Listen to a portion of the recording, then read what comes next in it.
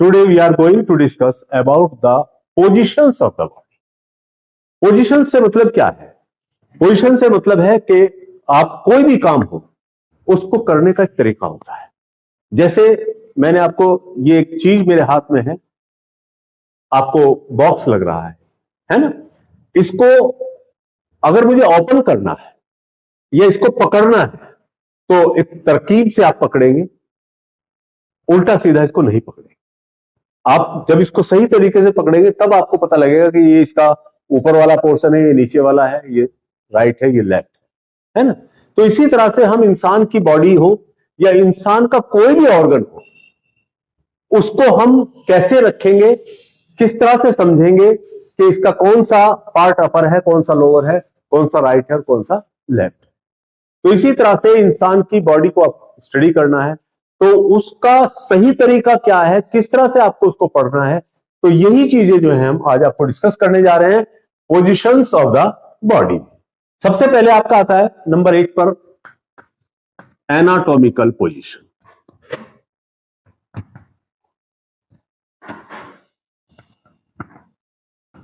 Anatomical position कि anatomical position में क्या है कि स्टैंड स्ट्रेट, इंसान को सीधा खड़ा करना, फेस लुकिंग फॉरवर्ड, चेहरा सामने देखता हुआ, दोनों हाथ बराबर में ट्रंक पर के साइड में, इसके साइड में लटके हुए, और ये जो कन की उंगली है ये थाई की साइड में हो, और ये आपका जो पाम होता है उसका डायरेक्शन आगे की तरफ, पैर दोनों मिले हुए हैं, इंसान बिल्कुल स्टैंड, ठीक है ना?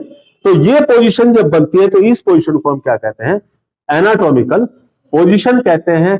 इसमें क्या है कि इससे हमें ये अंदाजा हो गया कि ये ऊपर का पोर्शन है और ये नीचे का पोर्शन है। अगर हम इसको उल्टा कर दें तो गलत हो जाएगा ना, तो उल्टा हो जाएगा गलत। तो किस तरह से बॉडी को रखना है, किस तरह से हम समझ सकते हैं कि इसका दायां कौन सा है, बायां कौन सा है, ऊपर कौन सा है और नीचे कौन सा है। तो अब आपको सारी चीजें अपनी जगह तो वहां पर दिखाई दे रही होंगी कि ये इसका दायां पोर्शन है, ये बायां पोर्शन है, ये अपर पोर्शन है और ये lower portion.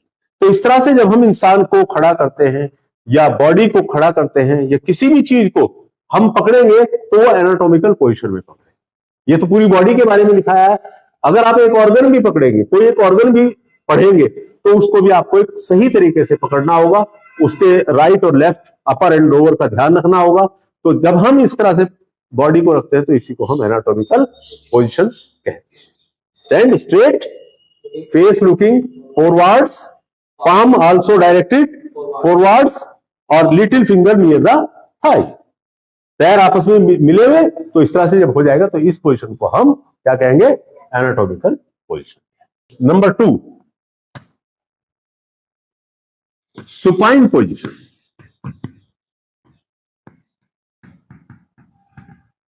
Supine position, supine position से मतलब है कि चित लेटाना, कमर के बल लेटाना है। इंसान खड़ा हुआ है तो एनाटॉमिकल पोजीशन में है। अगर उसको जो का तो हम सीधा लेटा दें तो लेटने पर यानी कि कमर के बल जब हम उसको लेटा देते हैं तो उसमें क्या होगा? फेस लुकिंग अपवर्ड्स, जैसे आप सोते हैं चेहरा ऊपर देखते हुए, हाथ बिल्कुल वहीं बराबर में लेटे हुए आदमी का, यानी कि जैसे एनाटॉमिकल पोजीशन में खड़ा है बस उसको लिटा दीजिए कमर के बल। तो this position is called the supine position. Okay. Prone position, prone position से मतलब है कि reverse of the supine. Supine में आपने कमर के बल लेटाया था सीधा, और प्रोन पोजीशन में क्या होगा? उसको पलट दीजिएगा। तो this position is called the prone position. इस पोजीशन को हम प्रोन पोजीशन का नाम देते हैं। ओके, समझ में आया? उसके बाद आता है आपका नंबर 4 पर लिथोटॉमी पोजीशन। लिथोटॉमी पोजीशन से मतलब है पहले पेशेंट को किस में बिठाना? टेबल पे सुपाइन पोजीशन में। उसके बाद उसके पैर मोड़ने हैं। कैसे? पैर ऊपर को मोड़ देने हैं, और मोड़ने के बाद जो है ताकि जो है उसके प्राइवेट पार्ट्स वगैरह का एग्जामिन किया जा सके, प्राइवेट पार्ट का एग्जामिन किया जा सके। तो उस पोजीशन को हम क्या कहते हैं? लिथोटॉमी पोजीशन कहते हैं। समझ में आ गया? उसके बाद आता है नंबर 6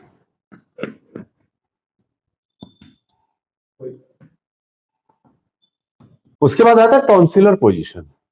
देखिए टॉन्सिलर पोजीशन कहते हैं, पहले पेशेंट को सुपाइन पोजीशन में लेटाना, यानी कि कमर के बल लेटाना है। उसके बाद ऐसे लेटा हुआ है आदमी, कमर के बल लेटा हुआ है, ये जो चेहरा है उसको किसी एक साइड में, या तो इधर या इधर आप कर दीजिएगा, यानी कि गर्दन को घुमाना है बस। बाकी सुपाइन पोजीशन में है, लेकिन गर्दन को इधर या इधर लेटा देंगे तो इस पोजीशन को हम टॉन्सिलर पोजीशन कहते हैं, क्योंकि यहां पर टॉन्सिल होते हैं, नाम सुना होगा आपने, टॉन्सिल होता है ये, है ना। तो उस पोजीशन में इंसान को लिटाया जाता है। उसका फायदा क्या होता है कि उसका फायदा ये होता है कि आदमी अगर सो रहा होता है या बेहोश आदमी होता है तो ये जबान पलट के पीछे नहीं जा पाती है, या उसके मुंह में लार वगैरह निकल रही है, कफ वगैरह निकल रहा है, तो उससे रेस्पिरेटरी ट्रैक्ट जो है, सांस लेने का रास्ता ब्लॉक हो सकता है। तो उससे बचाने के लिए टॉन्सिलर पोजीशन में हम लिटाते हैं, ताकि जो भी मुंह में झाग वगैरह हो वो निकल के साइड में गिरता है। ओके, तो इस पोजीशन को हम क्या कहते हैं, टॉन्सिलर पोजीशन कहते हैं। तो ये थी आपकी कुछ पोजीशंस जिससे हम जो है इंसान को किस तरह से हमें खड़े करना है, किस तरह से लिटाना है, किस तरह से बैठाना है। Anatomical planes,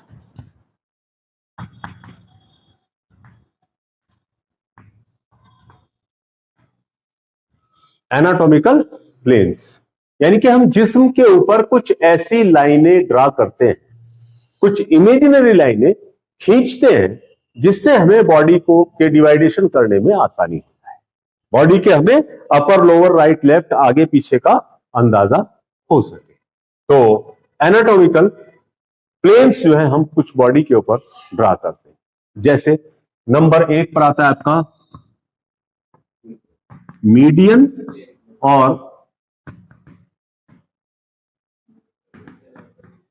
mid sagittal plane. Median और मिड सैजिटल प्लेन, देखिए मीडियन और मिड सैजिटल किसको कहते हैं? मीडियन माने ठीक बीचों बीच, यानी कि इंसान के जिस्म के ठीक बीचों बीच हम एक लाइन खींच लेते हैं, एक इमेजिनरी लाइन खींचेंगे, काल्पनिक लाइन जिसको आप कहते हैं, खींच लेते हैं। तो उससे क्या होगा कि बॉडी 2 बराबर बराबर हिस्सों में डिवाइड हो जाएगी, यानी कि ऐसी लाइन जो बॉडी को 2 बराबर बराबर हिस्सों में डिवाइड करे, एक राइट और एक लेफ्ट। तो उस लाइन को हम क्या कहते हैं? मीडियन या मिड सैजिटल प्लेन कहते हैं। जैसे यहां पर मैं आपको एक रफली बता देता हूं, ये एक हमने बॉडी बना दी सपोज करिए, तो ठीक बीचों बीच यहां पर हमने एक लाइन खींच दी, तो इससे क्या हुआ, बॉडी 2 बराबर हिस्सों में डिवाइड होगी, एक राइट और एक लेफ्ट, राइट और लेफ्ट 2 बराबर हिस्सों में डिवाइड। दूसरा प्लेन, ये हमेशा याद रखना है आप लोगों को, क्योंकि बार बार आएंगे ये प्लेन्स, ठीक है। दूसरा आ जाता है आपका sagittal plane. Sagittal plane, sagittal plane से मतलब है कि parallel to the median plane या मिड सैजिटल प्लेन के, ये आपका ये कौन सा है? मीडियन प्लेन है। इसके जस्ट बराबर में चाहे इधर चाहे इधर हम एक दूसरी लाइन इस तरह से ड्रा कर दें, तो जो बॉडी को 2 बराबर 2 हिस्सों में तो डिवाइड करे, लेकिन एक हिस्सा बड़ा हो और एक हिस्सा छोटा हो, ठीक है ना। यानी कि एक ऐसी लाइन जो parallel to the median plane हम खींचते हैं, जिससे एक हिस्सा बड़ा और एक हिस्सा छोटा। तो ये राइट और लेफ्ट है, तो दोनों राइट और लेफ्ट ही, लेकिन एक हिस्सा बड़ा और एक हिस्सा छोटा। ओके, नंबर 3 पर आता है आपका कोरोनल प्लेन। कोरोनल प्लेन, देखिए कोरोनल प्लेन किसको कहते हैं? यानी कि इस तरह से आप समझिए इसको, ये बॉडी है, ये लाइन हमने इस तरह से इसको ड्रॉन कर दिया, आप ऊपर से लेके नीचे तक 2 हिस्सों में इसने बॉडी को डिवाइड कर दिया। तो इस लाइन को हम क्या कहते हैं? कोरोनल प्लेन कहते हैं, और जो कि बॉडी को एंटीरियर और पोस्टीरियर में डिवाइड, तो इसको हम कहेंगे कोरोनल प्लेन। इसके बाद नंबर 4 पर आता है आपका ट्रांसवर्स प्लेन। ट्रांसवर्स प्लेन यानी कि बॉडी के ऊपर कहीं पर भी इस तरह से एक लाइन बना दें, जो बॉडी को दो हिस्सों में डिवाइड करे, अपर और लोअर।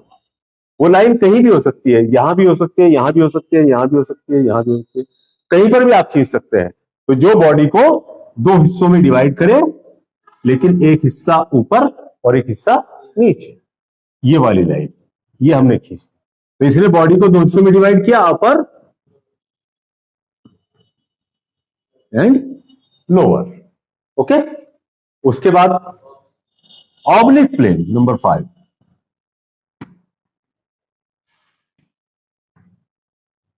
ऑब्लिक प्लेन, ऑब्लिक के मैंने आप सब जानते हैं, ऑब्लिक मीन्स तिरछा, ठीक है ना। तो यानी कि बॉडी के ऊपर आप एक लाइन खींच दें, चाहे वो ऐसे खींचे, चाहे ऐसे खींचे, चाहे यहां खींचे, चाहे यहां खींचे, कहीं पर भी खींचे, लेकिन वो ऑब्लिकली उसको डिवाइड करे बॉडी को, अपर और लोअर पार्ट।